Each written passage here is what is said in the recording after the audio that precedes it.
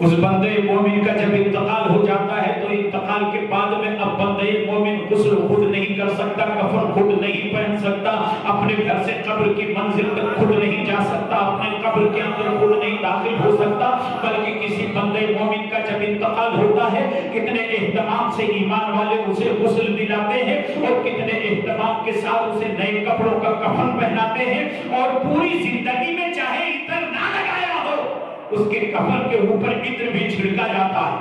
اس کے اعضاء پہ کافور بھی لگایا جاتا ہے، اور کتنے اہتمام سے اپنے کندھوں کے اوپر اٹھا کر کے اس کو چلتے ہیں۔ اب ایمان والے اپنے کندھوں پہ اٹھا کر کے لے جاتے، قبرستان پہنچتے ہیں، وہاں جا کر کے نماز جنازہ پڑھی جاتی، نماز جنازہ پڑھنے کے بعد بھی وہ میت خود بخود قبر میں داخل نہیں ہوتی، ایمان والے بڑے اہتمام سے اسے قبر میں اتارتے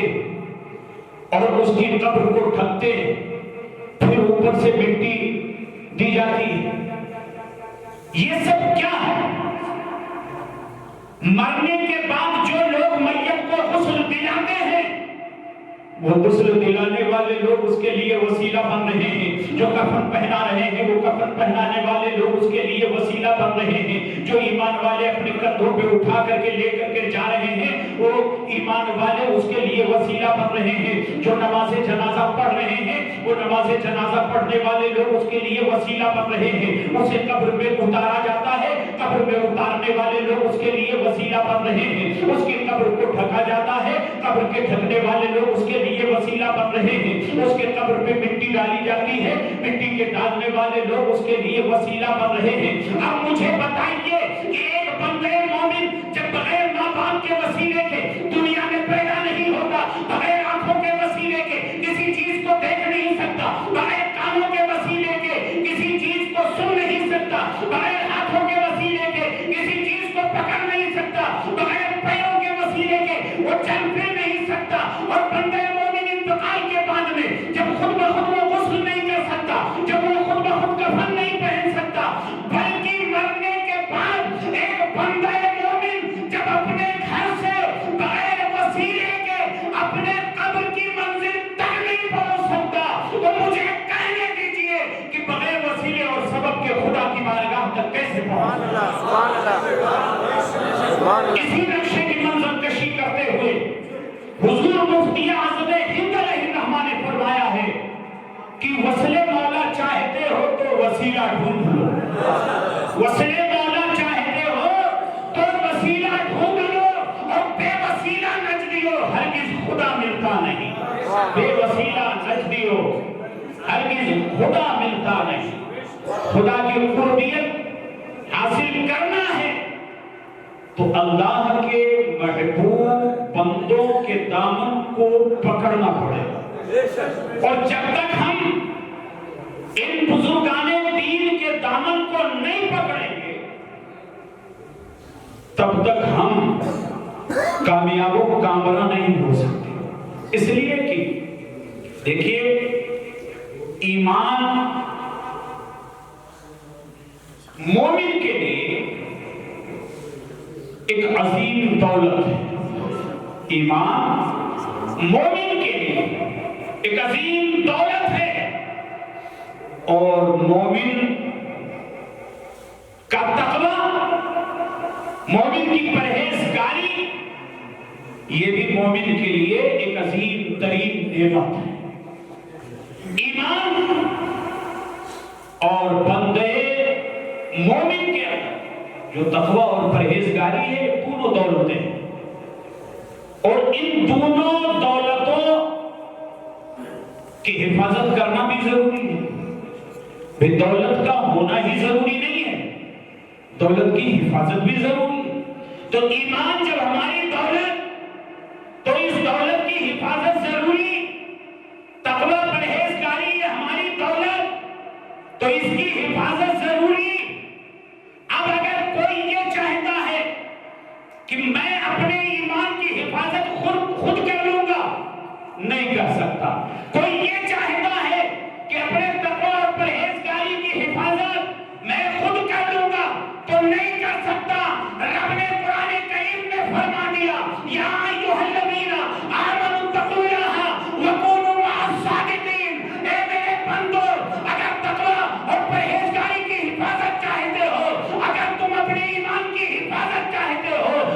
وَكُونُوا مَعَ الصَّادِقِينَ، ان سچوں کے ساتھ ہو جاؤ، اور جب سچوں کے ساتھ ہو جاؤ گے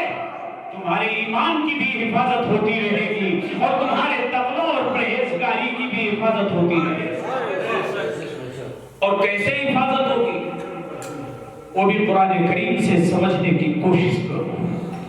ابلیس، شیطان، جس کے بارے میں قرآن کریم میں رب نے فرمایا ان الشیطان للانسان عدو مبین، بے شک شیطان جو ہے وہ انسان کا کھلا ہوا دشمن ہے۔ اب ابلیس کے گلے میں جب لعنت کی توق ڈالی گئی تھی تو صرف مفہوم بتا رہا ہوں، اس نے رب کی بارگاہ میں عرض کیا تھا کہ میں تیرے بندوں کو گمراہ کروں، مگر خدا کی قسم جو اللہ کے مخلص بندے ہیں ان کی طاقت و قوت کا لوہا ابلیس بھی مانتا ہے۔ رب فرماتا ہے کہ ابلیس نے کہا الا عبادک منہم المخلصین، اے میرے مالک و مولا تیرے جو مخلص بندے ہیں میں ان کو گمراہ نہیں کر پاؤں گا، تیرے جو مخلص بندے ہیں میں ان کو گمراہ نہیں کر پاؤں گا۔ تو جب ابلیس اپنے اللہ کے محبوب بندوں کا گمراہ نہیں کر سکتا تو میرا دعویٰ ہے کہ ان کے چاہنے والوں کو بھی گمراہ نہیں کر سکتا۔ شرط یہ ہے کہ ان بزرگان دین سے اپنی عقیدت و محبت برقرار رکھے اور ان کا دامن مضبوطی سے پکڑے رکھے، ہمارے ایمان کی بھی حفاظت ہوتے رہے گی اور ہمارے تقوی اور پرہیزگاری کی بھی حفاظت ہوتی رہے گی۔ آج ہم اور آپ ایک عرس کی تقریب میں بیٹھے ہوئے اور یہ اللہ کے ولی، یہ اللہ کے محبوب بندے یقیناً ایسی طاقت و قوت کے مالک ہوتے ہیں کہ ان کی طاقت و قوت کو دیکھ کر کے رب العالمین کی طاقت و قوت یاد آ جایا کرتی ہے۔ اور وہ کام جو قادر مطلق کا ہے، جو اس رب العالمین کا کام ہے، اللہ اپنے محبوب بندوں کے اندر اتنی طاقت و قوت دے دیتا ہے کہ جو رب کا کام ہے اس کے یہ محبوب بندے کرنے لگتے ہیں۔ قرآن کریم اٹھا کر کے دیکھیے، اللہ تبارک و تعالیٰ قرآن کریم میں ارشاد فرماتا ہے هو الذی یصورکم فی الارحام کیف یشاء۔ رب العالمین کی ذات ایسی ذات ہے جو ماں کے شکم میں بچے کی جیسی چاہتا ہے تصویر بناتا ہے۔ وہ قادر مطلق ماں کے رحم میں جیسی چاہتا ہے بچے کی تصویر بناتا ہے۔ یہ قرآن سے ثابت ہے۔ تصویر ماں کے پیٹ میں بنانا، شکل و صورت بنانا، یہ رب کا کام ہے۔ مگر آؤ دلی کی سرزمین پر حضرت خواجہ باقی باللہ علیہ الرحمہ والرضوان کا مزار مبارک ہے، آپ کے حیات طیبہ کی بات ہے۔ ایک مرتبہ ایسا اتفاق ہوا کہ آپ کے چاہنے والوں کی ایک جماعت،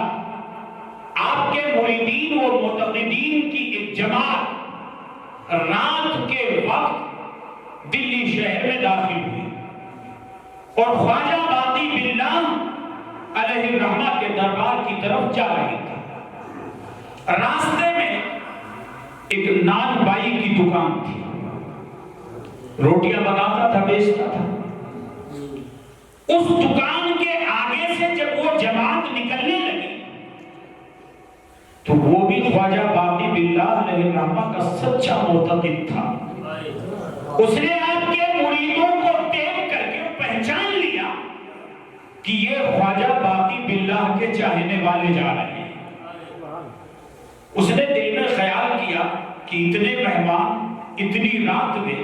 حضرت کے دربار میں پہنچیں گے تو حضرت ابھی ان کے کھانے پینے کے انتظام میں کتنا پریشان ہوں گے، اور میرا یہی کام ہے لاؤ جلدی سے روٹیاں تیار کر کے، سبزی تیار کر کے اور سرکار کی خدمت میں پہنچا دو، تاکہ مہمانوں کے لیے کھانا ہو جائے اور سرکار کو کوئی پریشانی نہ اٹھانی پڑے۔ اس خیال سے جلدی جلدی روٹیاں بنائیں اور سالن تیار کر کے، کھانا لے کر کے خواجہ باقی باللہ علیہ الرحمہ کی خدمت میں پہنچ گیا۔ حضور یہ مہمان آئے ہیں۔ آپ نے فرمایا ہاں حضرت، ان کے کھانے کا میں انتظام کر کے لایا۔ اچھا دسترخوان لگا دو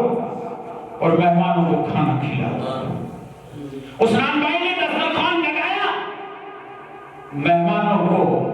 کھانا کھلا دیا، شکم سیر ہو کر کے سارے مہمانوں نے کھانا کھا لیا۔ ولی کی نظر، اللہ کے محبوب بندے خواجہ باقی باللہ کی نظر اس نان بھائی کے اوپر پڑتی ہے۔ فرماتے ہیں نان بھائی تیرے کھانے کی رقم کتنی ہوئی؟ کہا حضور پیسے لینے کے لیے میں کھانا نہیں لایا۔ پھر نان بھائی بہت ہوشیار تھا، اس نے کہا میں پیسے لینے کے لیے کھانا نہیں لایا،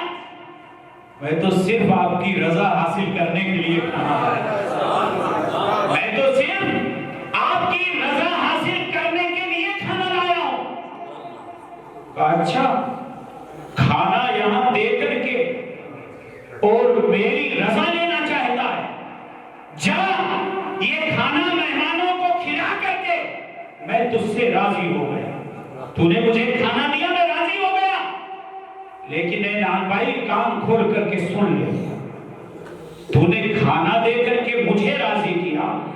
میرا دل بھی یہ چاہتا ہے کہ تجھے کچھ دے کر کے تجھے بھی راضی کر۔ وہ نان بھائی بڑا ہوشیار تھا، اس نے کہا حضور میں کچھ نہیں لینا چاہتا۔ کہا نہیں تو نے دے کے راضی کیا ہے تو میں بھی تجھے دے کر کے راضی کروں۔ نان بھائی اتنا ہوشیار تھا کہ بار بار کہتا رہا حضور کیا مانگو کیا آپ دیں گے؟ آخر اللہ کے محبوب ولی جوش جلال میں آ جاتے ہیں، فرماتے ہیں مانگ بول، کیا مانگنا چاہتا ہے؟ جو بھی تو طلب کرے گا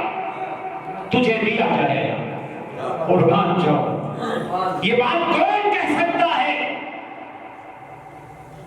اگر خواجہ باقی باللہ تاج و تخت مانگتے تو تاج و تخت اس نان بھائی کو مل جاتا، اگر خواجہ باقی باللہ سے دولت و ثروت مانگتا تو اس نان بھائی کو وہ بھی مل جاتی، عزت و شہرت مانگتا تو وہ بھی مل جاتی۔ یہ بات وہی کہہ سکتا ہے جس کے قبضہ و اختیار میں دنیا کی ساری چیزیں رب نے عطا فرما دیا۔ نان بھائی بول کیا مانگنا چاہتا ہے، وہ تجھے دیا جائے گا۔ اتنا ہوشیار تھا، مانگتے مانگتے تاج و تخت نہیں مانگا، جاہ و حشمت نہیں مانگا، دولت و ثروت نہیں مانگا، مانگتے مانگتے مانگا تو کیا مانگا کہ حضرت اگر آپ کچھ دینا ہی چاہتے ہیں تو آپ مجھے اپنے جیسا بنا دیجیے، اگر آپ مجھے کچھ دینا ہی چاہتے ہیں تو آپ اپنے جیسا بنا دیجیے۔ خواجہ باقی باللہ علیہ الرحمہ نے جب یہ سنا تو فرمایا نان بھائی تو بڑا ہوشیار ہے، لیکن یہ سوچ لے کہ دولت بہت زیادہ ہے اور تیرا برتن بہت چھوٹا ہے، دولتیں زیادہ ہیں تیرا برتن چھوٹا ہے، کہیں ایسا نہ ہو کہ وہ برتن ٹوٹ جائے۔ اس نے کہا حضور برتن ٹوٹ جائے یا برتن صحیح سلامت رہ جائے آپ تو مجھے اپنے جیسا بنا دیجیے، آگے میری قسمت ہے، آپ مجھے اپنے جیسا بنا دیجیے۔